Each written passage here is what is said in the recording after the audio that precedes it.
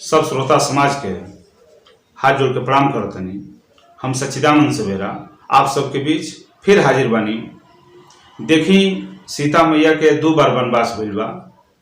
पहला वनवास में राम, लक्ष्मण, सीता तीनों आदमी के वनवास भइल। आ दूसरा वनवास खाली सीता मैया के भइल, जौना में खुदे लक्ष्मण जी ले जाके सीता मैया के वन में छोड़ के आईनी। यही पर 2 लाइन गीत के माध्यम से हम आप सबके सुनावे जा रहा बनी। अगर अच्छा लगी तो अधिक से अधिक लाइक, सब्सक्राइब, शेयर करब आ कमेंट में जरूर बताई कि कैसा लागल है, ताकि यही तरह के गीत आ कविता के माध्यम से हम आप सबके सेवा करत रही। आई गीत के माध्यम से सुनल जा। छूटी गईले राजपाट, होई गईले बनवास, छूटी गईले राजपाट, होई गईले बनवास, बनी गईली बन के चिरैया सिया मैया, बनी गईली बन के चिरैया सिया मैया, घूम तारी झाड़ी झाड़ी, रो तारी आंसू ढारी, घूम तारी झाड़ी झाड़ी, रो तारी आंसू ढारी,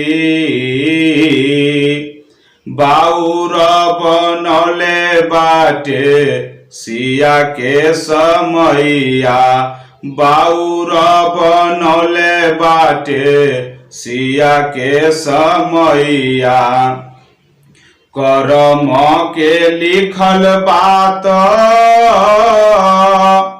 सब विधि के हाथ, करम के लिखल बात सब विधि के हाथ, बनावा में लकड़ी भी नेली सिया मैया, बनावा में लकड़ी भी नेली सिया मैया, भटकेली बन बन दुखित भइल मन, भटकेली बन बन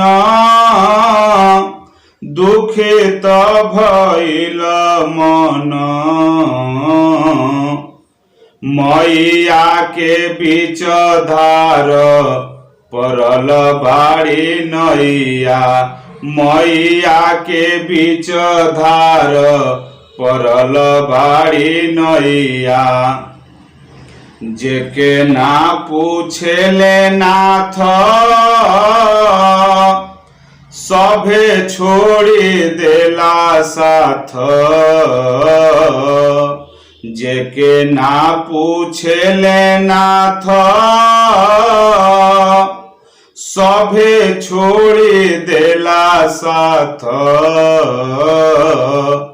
कौशल करे जाके होला ना सहैया, कौशल करे जाके होला ना सहैया, कौशल करे जाके होला ना सहैया।